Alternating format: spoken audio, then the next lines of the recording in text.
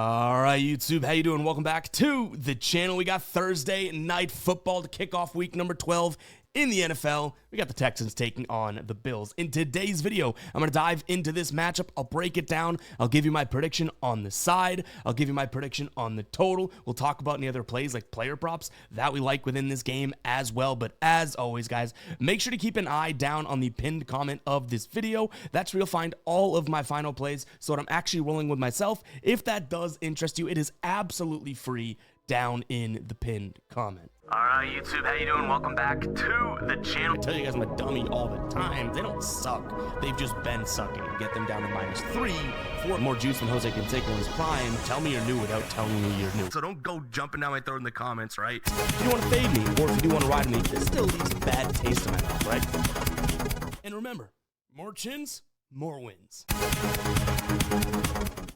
Now, before we dive into this game and start breaking it down, I want to talk to you about an awesome deal going on over on Underdog. Right now, new customers play just $5, get $100. What an absolute steal of a deal. You'll also get a free square as well, but 20x that initial $5. Go check it out, guys. Use code GUYBOSTON when signing up and depositing, or just use the link down in the description as well as the pinned comment. They should auto-apply the code there. Get that free square and 20x that first $5. You're well on your way to a nice little chunk of change bankroll over on Underdog. So go ahead and check it out again. Link down below in the description as well as the pinned comment. Let's go ahead and dive into today's video. We take a look back at last week, week number 11, right? 3-1 on Thursday Night Football. This Mac Jones, I almost said. This Drake May longest completion didn't come through. We had one true opportunity, went right through Mac Hollins' hands, but nonetheless, a 3-1 night will take it. We went 5-6, led to our, third losing Sunday this entire season. So I'm not going to cry over that. A little bit of spilled milk there, but yes, the Falcons -3, they kind of blew that one. Seattle money line, they came so damn close, but ultimately it was spotting with some decent looks, but obviously some bad L's as well. This is probably the best look of the entire week. Jacoby Brissett over 20.5 completions. The dude broke the completion record, so we love to see that, right? And then we absolutely hammered it home on Monday Night Football. We loved George Pickens, and rightfully so. 4.5 receptions, 59.5 receiving yards. That cashed in like the beginning of the second quarter, mid-second quarter. He also had the touchdown, and the only thing that we kind of looked at through a rose-colored glasses, Ashton Genty. I thought he had some potential. I thought he had some opportunity. What an awful look there. But that was last week. Let's talk about this week, guys. Hit that like button, hit that subscribe button, drop all your favorite plays down in the comments. I have been loving each and every week reading those, interacting with you guys, conversing down there, and just kind of seeing where you're at with these games. So drop all your favorite plays down in the comments. Let's dive into it. We got the Texans, 6-point dogs at home, total sitting at 44. This Texans team comes in at 5-5, 4-6 against the spread, but at home, 3-2 straight up. Now, Buffalo, 7-3 record, just a 50-50, 5-5 against the number this year, and 50-50, 2-2 on the road. Now, obviously, Buffalo probably is the more talented team. We can kind of say that and throw away the key. Like, it is the case, and Houston's still without their quarterback. In fact, in terms of injuries, Houston's going to be without CJ Stroud yet again, but Davis Mills has 2 wins in a row now. CJ Stroud not playing, Jalen Petrie also out, and then in terms of other defensive, or I guess just injuries to note, Howard, the right tackle, questionable, and then defensively, Will Anderson and Al Shire both questionable. 2 massive pieces, obviously, if they play, so let's keep an eye on that. On the Buffalo side of things, Kincaid's still out, and then kind of like the secondary, tertiary wide receivers, Curtis Samuel and Mecole Hardman also have been ruled out of this game. Let's talk about this one. We're going to start with the Texans offense. We'll go through Davis Mills and how he compares to this Bills defense. Then we'll look at the running attack, and then we'll flip it. We'll look at Josh Allen and this Bills offense along with the running attack versus the very good Texans defense. That all sounds good? Let's go ahead and dive into it. So we should see a decent amount of man out of this Bills defense. Now, we don't have the biggest of sample sizes from Davis Mills, but even just historically speaking, when he was getting more playing time a few years back, that's not exactly what you want to hear if you are the Texans and if you are him. His stats do go down against man, and again, this is just this season. We have a small sample size, but I'll read it off anyways. In terms of his yards per attempt, that's the only thing that looks pretty good against man. 6.8 versus 5.8. But when it comes to completion percentage, it drops down almost 12 points. Interception rate goes up. DVOA goes from a positive 13 to a negative 45. EPA from a positive 17 to a negative 19. So not exactly the best case. Now, I'm not going to sit here and just confirm and promise that the Bills will play a ton of man. Maybe Davis Mills gets a little lucky because on the season, this Bills squad has actually kind of mixed and matched playing man and zone. But over the last 4 weeks, they've definitely leaned into man a little bit more. My concern, more or less, comes with this Bills pressure. Davis Mills, and really no quarterback, thrives under pressure, but his completion percentage drops down to 44%, DVOA minus 79.3, and EPA minus 20. We bring up the pressure because this Bills team is 4th in pressure rate so far this year, 4th in adjusted sack, 4th in clean pocket percentage, and then 4th in QB hit rate. All really, really good numbers in terms of pressuring the quarterback, and they don't blitz a crap ton either. Like, these are fronts that are getting to the QB. Now, it is kind of worth noting that this Houston squad has been a little up and down in terms of their offensive line. We mentioned how they have the injuries, but 9th best pressure rate against, so that's obviously really good, top 10 team there. Middle of the pack, 15th in terms of adjusted sack rate, 8th cleanest pocket to their quarterback, CJ Stroud, which it didn't start that way, guys. They've had a lot of progress in that category, but 8th cleanest pocket, whether it's CJ Stroud or Davis Mills, and then 12th fewest in terms of QB hit percentages. Do you remember like the first few weeks of the year, it was like, oh my God, CJ Stroud's going to get his head taken off? Not exactly the case anymore. But that being said, that man versus zone and the pressure, I still do think the more talented players will shine through. So I don't think this is the best place for David Mills. I mean, shocker, right? Like, if he's going to get pressured, it's going to be a tough one. And this is a Bills team that obviously everyone rags on the defense, and I guess to some degree, rightfully so. Like, they've let up some serious numbers this year, but almost surprisingly, the 2nd fewest passing yards against. Now, they've only been passed on the 3rd fewest times, so that kind of correlates. And from a DVOA perspective, they're still ranked 17th in the pass, but facts are facts. 2nd fewest passing yards per game allowed. Overall, I don't think this is a great spot for Davis Mills. Is it a horrible spot? If the pressure gets there, maybe, but I still don't think this is the best Bills defense, but it certainly isn't a great spot for Davis Mills. If we flip this over to the run game, can Houston move the ball on the ground? And it sounds like, at least from my point of view, they may need to, right? This isn't the best passing attack, especially with a backup quarterback. And I would say that this Houston run game offensively has been quite non-existent this season. They have not had a single game where one of their running backs, obviously with a mix of Chubb and even Woody Marks now, out-carried him last week. They have not had a single game where one of those guys rushes for 70 or more yards. Like 69 being the most, right? So that isn't the best look, but they are going up against a Buffalo team that is averaging 5.4 yards per carry, and that is 2nd worst in the entire league. Now, as a team, Houston's only averaging 4.2 yards per carry, which is, lower half of the league, but nonetheless, this might be a spot in which, hey, they can potentially get things going, right? They run a lot of man scheme as well. In terms of that is like by far and away their go-to run metric, and honestly, the Bills do struggle against the man. They have the 2nd worst yards per carry, the 2nd worst EPA per attempt, the 3rd worst in terms of yards before contact and yards after contact, and the 2nd highest explosive run rate against. But you get a little bit more in terms of the advanced metrics numbers, and they're the 2nd best DVOA team versus man schemes, and then top 10 in success rate. So I'm almost still sitting there being like, you know what? As much as some of those front-facing numbers look great, this is still a Houston team that should struggle to run the ball, so I don't know if I trust them. Like I already said, this may be one of the better spots for them to hopefully, if you're liking Texas in this game, or you're a Texas fan, or you have some of the Texans, did I say Texas? Texans, if you have them on your fantasy team, whatever, right? Hopefully that's what you're looking for, that this is a bad Bills run attack, and the Texans can exploit them. But I just don't know if I fully trust that, right? So let's go ahead and talk about, I guess, the Bills offense. We'll get into that right now. Guys, I wanted to take a break to talk to you about the merch we have here on the store, the Fade Me store. FadeMe.store. We just launched this Beers and Bets structured snapback hat. It is one of my favorites. And why is that? Because we took a couple of my favorite things, some of the things we couldn't put on a hat, two of my favorite things, beers and bets. We smacked it on a hat, and I just like the look of it. I like the colors. That, again, is live on the shop right now, fademe.store. We have a ton of new products for everyone to enjoy. We also have new products added to the sale category, so go ahead and check it out, guys. Again, that is fademe.store. You can use code TNF, just 3 characters, TNF. Yeah, we counted that right, and you'll get a random percentage from 10 to 20% off. I'm not sure if we have a wheel spin coming soon. I don't know if that'll be live by the time you guys are checking this out, but either way, when applying that, you'll just see the discount in your cart. So go ahead and check it out, guys. Again, TNF, it'll save you a random percentage off. Pick up the beers and bets hat. Let's get back to the show. So this Bills offense has obviously been the focal point, right, of this season. They've looked very, very good. Top 10 passing team, top 5 rushing team, depending on which metric you look at.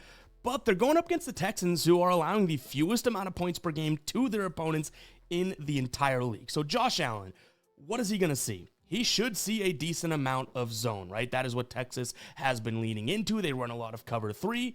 Josh Allen tears up zone for all intents and purposes. I mean, his yards go up per game, his yards per attempt, his completion rate, his interception rate drops, his DVOA goes up, his EPA goes up. So yeah, we should be looking good from a Josh Allen standpoint, right? Potentially wrong. This Houston team, yes, they play a lot of zone, but when in zone, they are a diabolical defense. So it's not just your mom and pop zone, right? They have the lowest completion percentage against when in zone, the best yards per attempt against, the lowest EPA per dropback, the best success rate, and the second highest turnover-worthy throw percentage. We'll bring up that turnover-worthy throw percentage in a little bit because I do think it's very important to know. And Josh Allen, even though he has some, standout numbers against zone this year, he's faced a lot of man-heavy teams. The 2 big zone teams that he's faced has been Carolina and New Orleans. So it's like, even though he has some really good numbers, like the competition really hasn't been there. So this is like the best of the best that he'll be facing, maybe defensively, but certainly in zone, right? Now, I mentioned that turnover-worthy throw. That is really intriguing because out of qualified quarterbacks, Josh Allen is ranked 4th in terms of the highest turnover-worthy throw percentage quarterback. The 3 ahead of him, Browning, Wentz, and JJ McCarthy. So if we truly extend the qualification and say, hey, you had to have played 5 games at least, or more than 5 games, we should say, Josh Allen blows away the competition in terms of turnover-worthy throw percentage. So yeah, you have a really good zone with Stingley, one of the best quarterbacks in the entire league, going up against a quarterback that does have some questionable decisions. Now, does he have the interceptions that, Tua has or Geno has? No, but turnover-worthy throws, what percentage of his throws could have resulted in a turnover, right? And Josh Allen, though he's worked on it, and though obviously we all love him for it because he's gotten a lot better at preventing those, he still has those, little oopsie plays. Like, was it last week near the goal line? He did that shuffle pass looking like he was dumping off a basketball and right to the, it was a terrible, terrible move. That could have been game-changing. They still won it because the offense is great, but it is worth noting the turnover-worthy throws, right? So, yeah, overall, Josh Allen could be in trouble against the zone, but one thing that I think we have to mention is that this Texans team, who, if they did pressure, I think they'd be a hell of a lot better defense, which is tough to say because they're already such a good defense, but they really haven't been pressuring the quarterback, and that, I would say, is the number one way to get to Josh Allen. Against pressure, 49.1% in terms of his completion percentage. Yards per attempt goes down nearly 2 as well. So, yeah, if they pressured him, it'd be even worse of a spot for him. But guess what?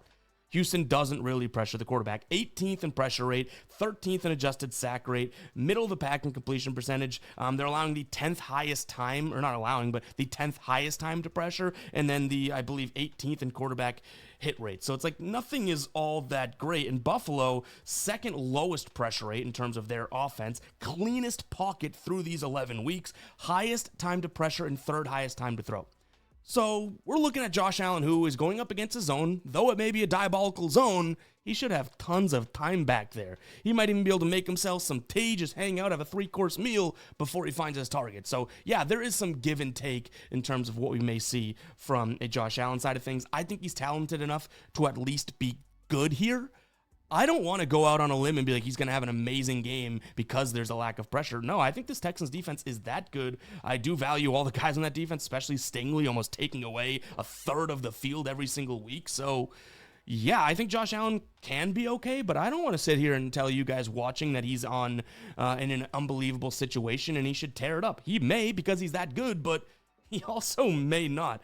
Now, let's talk about the run game a little bit here because, like I mentioned, this is a Bills team that is a top 5 rushing attack. Now, from a yards per game perspective, they're at number 1, which is incredible. On the road, number 2. They're averaging on the road this year 172.5 rushing yards per game. Yuck, if you're looking at that as a defense, right? That is incredible. That is filthy in all the best way. In terms of yards per carry, they're the number 1 team, 5.6 on the road this year, 4.9 total, but still a top 5 rushing attack overall. Now, in terms of a DVOA perspective, they have them at the number 2 DVOA ranked team.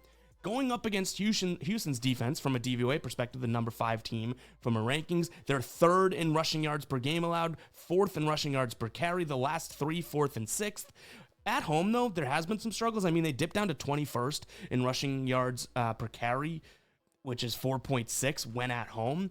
But overall, I mean, I do still think that this is a Houston team that can most likely hold up their end of the bargain, defensive wise and run stopping wise. I will say this is a Buffalo team that runs the inside zone, and you're going to be hard pressed to find a better defense against inside zone. So not only is Houston a top 5 run defense, but against the inside zone specifically, they're pretty good. So I would say this is a they're number 1 in terms of yards per carry, but Buffalo is number 3 in terms of yards per carry in the inside zone. So it should be a good test, a nice little battle there. But I think that this is a very good Houston defense as long as they're healthy. Again, Al Shire, Will Anderson, like these are big names to mention, right? In terms of stopping just that. So with all that said, where do we go from a side perspective, a total perspective? In terms of a side, I just think that the talent should shine through. I'm going to lean towards Buffalo. If we can get them at, inside 6 at -5.5, I really don't mind that. There are 5.5s out there right now. They just have such a higher ceiling to me than the Texans, even though this Buffalo defense struggles against the rush. And I said this may be the best opportunity for the Texans to run on the Bills. You could also flip it and be like, this may be the best opportunity for the Bills defense to just stop the rushing attack, right? We kind of talked about it with the Cowboys and the Raiders when we looked at Monday Night Football last week. Like, that was not a great rushing defense on the Cowboys side of things. So was it the opportunity for the Raiders or was it the opportunity for the Cowboys defense? Cowboys defense won that one. So maybe, just maybe, this is a Bills squad that kind of has a good game defensively. In terms of a total, I don't mind the under. And as I even say this out loud, there may be a good look here at some sort of a same game parlay or a teaser of Bills money line in total, like under 50.5, if you can get that, kind of like a 6-point teaser here. But this is a spot where we have the number 2 and number 3 team in terms of time of possession. Both of these teams go into the game wanting to hold the ball. I would say the Texans for the most part because, they can go out there and, hopefully keep it away from the other team because they don't have the firepower to compete in a sense. And then the Bills, obviously loving to run the ball and everything like that, that'll eat some clock. So I imagine independently, that's the game script heading into the game, at least at the beginning. We also have the Bills who are averaging the highest second per snap count so far this year at 29.3 seconds per snap. Houston's kind of right behind them. Top third of the league at 27.9. Houston runs the 10th fewest no huddle. Bills 12th fewest no huddle. So there's a lot of things here that point towards both of these teams kind of just going about their way la-di-da offensively. Now, the only issue is this is such an efficient Bills offense. They're 5th in terms of red zone TD percentage, and as good as Houston's defense is, they're actually 5th worst in terms of red zone defense. So yeah, Josh Allen may be putting up 7 versus field goals and stuff like that. That's my one concern with the under. But again, maybe we look at the under in some sort of a 6-point teaser perspective, right? So I think that that's something we'll look at. As always, keep an eye on the final plays. Let's talk about a couple player props here, and one that I don't know if it's going to be a popular one or you guys do like it, don't like it, but it's going to be Keon Coleman. Under 14.5 for his longest reception. A few things here. I mentioned Stingley on the Texans defense, and they play a lot of cover 3. He plays on the left side of the defense. That's where Coleman lines up. And Stingley in cover 3 can take away that entire portion, and that deep portion, especially in the cover 3 defense, right? Now, he plays the left side, like I mentioned. In versus zone, he has a 12.8% target rate. That drops a 12.1 yards per reception, which would be totally fine. Again, he could have 10 catches for 10 yards apiece with 100 yards receiving, and we still cash this as long as he doesn't have one reception of 15 or more yards. Now versus cover 3, 13.6% target rate. These are both lower than his normal target rate on the season, and 10.9 yards per reception. Now Houston in that cover 3 zone, the number 1 catch rate team against. So yeah, on the left side, I should mention that, right? And then the 3rd lowest receptions per game to the left there as well. The only concern I can really see here would be having time in the pocket, Josh Allen extending the play and all that. But as weird as it is, his target rate dips down to 14% from 15%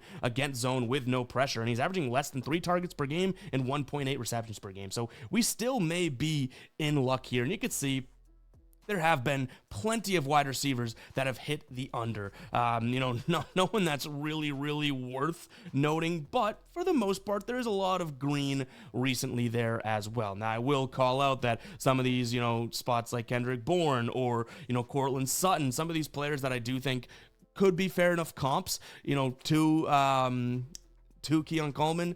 I get it, but again, I don't think he's going to get too many receptions, even from a target perspective, right? Like, he's averaging 3.3 receptions per game, 5.3 targets. Last 5 games, it's 3 receptions on the same 5.4 targets, and he's been really shy to this line. Now, he did hit it last week, I'll give him that, but Miami is a different defense, and on the road this year, he's only done it in 1 game, right? And that was last week. Even here, if he has a 14-yard reception, we are in the clear. Now, we're going to stick on the Bills side of things and take a peek at this just because it is plus money right now, plus 125.